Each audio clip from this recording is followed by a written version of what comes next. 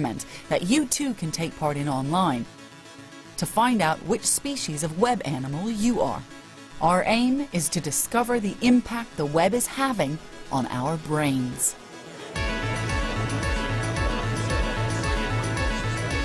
Is this test a genuine first? Absolute first, a global first. Nobody's ever done this before. Nobody even knows what's going to come out of it. To give us a first indication, we've brought together 100 people who represent different ages and genders. Some use the web rarely, others all the time.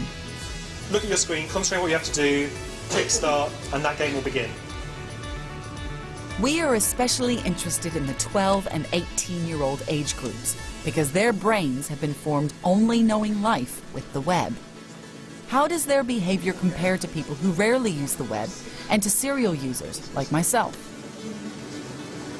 You've got to look at the pictures, you've got to look at the numbers, you've got to look at the letters, you've got to make a decision. Is it an odd number? Is it an even number? Is it a vowel? Is it a consonant? It's a bit too much for my brain. The results from our initial survey of 100 volunteers seem to confirm what many suspect. Generation Web seemed to display more fox-like behavior. They answered their questions after looking at half the number of web pages and only spending 1/6 of the time viewing the information than their elders did.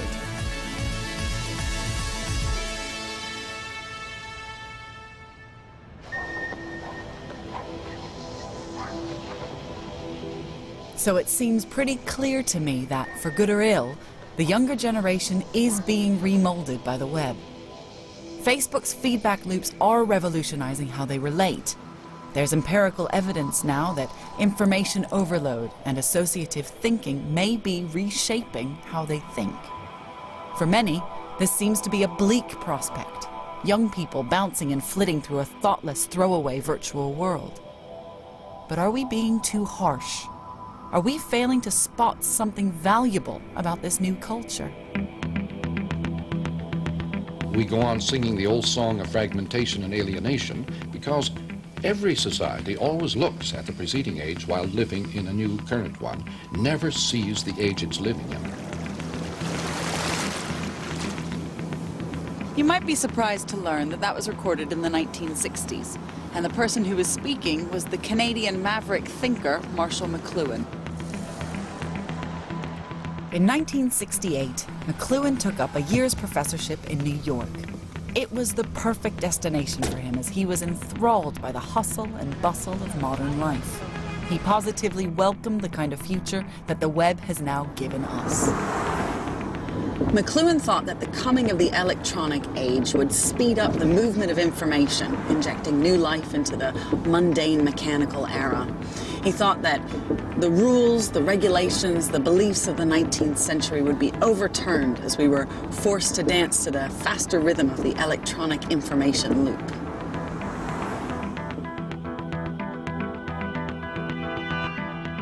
In the 1960s, he told a story of how, in the future, we'll all be connected in real time, and our messages will just sort of flow as if we were sitting next to each other. You know, as if we were right there. And that's just a profound thing to say in 1968. I'm off to visit web entrepreneur Jonah Peretti, who believes McLuhan's dreams are now playing out in Homo interneticus. That spoof cat videos and dancing men are actually evidence of a sophisticated, interactive culture at work. McLuhan realized that people always judge new media by the standards of old media. So in this case, you see that the internet is all about the social relationships and the network, but people still judge it as if it was static content.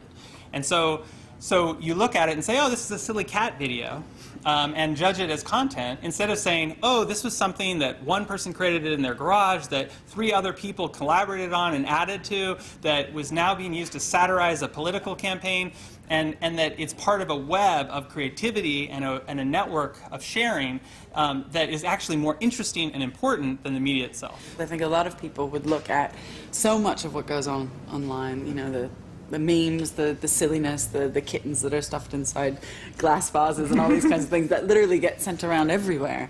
as a distraction, as a bit of a waste of time, as actually not particularly worthwhile. But at the same time, you're seeing it as something that has a sophistication, aren't you? Oh, yeah. I mean, when you think about things that are a waste of time, think about the average sitcom, right? Or the average Hollywood movie.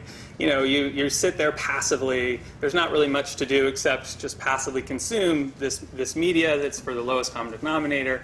When you look at viral culture, what you see is people much more engaged. You know, so you mentioned kittens and glasses. The Bonsai Kitten project was a fake site that made it look like instructions for how to make bonsai kittens, where you put them in jars and they get funny shapes and you can make your very own. It was a total prank. And the person who created it launched it by telling a bunch of animal rights activists about it and said, "You'll love this." Of course, he knew that they would freak out and hate it and send it all around. But then as a consumer, when you see that, you have to go through a sophisticated thought process where you say, it's a joke, I think it's funny and I like it and I'm going to send it to people. Or it's a joke and I think it's still offensive and I'm going to fight it and organize. And it breaks people into different groups of how they feel about it, and they can react and interact with the media and become part of the story, where the people are actually powering the media that's spreading around and changing and evolving. Once you figure out some of the principles of how things spread online, how do you make something that when people see it, they want to share it or pass it along or bring more people in? It can work for silly things or for serious things.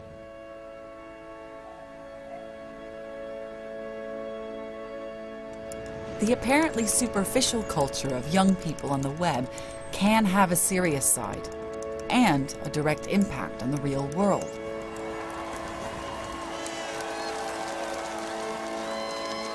One of the most powerful examples for me can be seen in how Generation Web is re-engaging with politics. What is required of us now is a new era of responsibility, a recognition on the part of every American that we have duties to ourselves, our nation, and the world. I made the decision in February of 2007, pretty early on, to take a leave from Facebook and go and work full-time for the Obama campaign. The campaign from the start was really interested in running a bottoms-up grassroots initiative, which happened to intersect directly with everything that was happening online in 2006, 2007, 2008. Barack Obama! The young users of YouTube, Facebook, MySpace, and Twitter became central to the campaign. We had members of Congress on Twitter. We had protesters organizing through Twitter outside. We had the president on Twitter using it to campaign.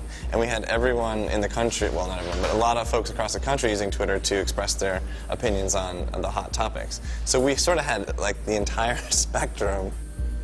During the election year, Obama had 3 million Facebook friends. And studies show a third of all under 30-year-olds used social networking to communicate their politics.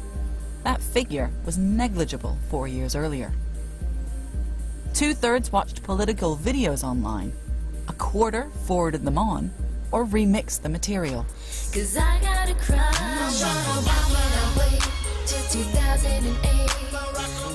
Baby, you're the best candidate. What we were able to do was figure out how people could do it their way, and that there was a really it's a groundswell of energy and enthusiasm, both in terms of fundraising, but also in terms of time spent volunteering for the campaign. America, we have come so far. We have seen so much, but there's so much more to do. Election night in Chicago was something I think anybody who was there will have to say will never happen again. It was indescribable. I mean, it was a really important moment for the country above everything else. We were all just so emboldened by the fact that not only had we done it, but we'd done it differently. And that made everything all the more powerful. The technology of the web, with its feedback loops and associative connections, appears to have attracted young people to politics on a scale that hasn't been seen for generations. All around the world, as we've seen, young people, for better or worse, are harnessing the power of the web to fight their causes. From the uprising in Iran to the young Russian hackers who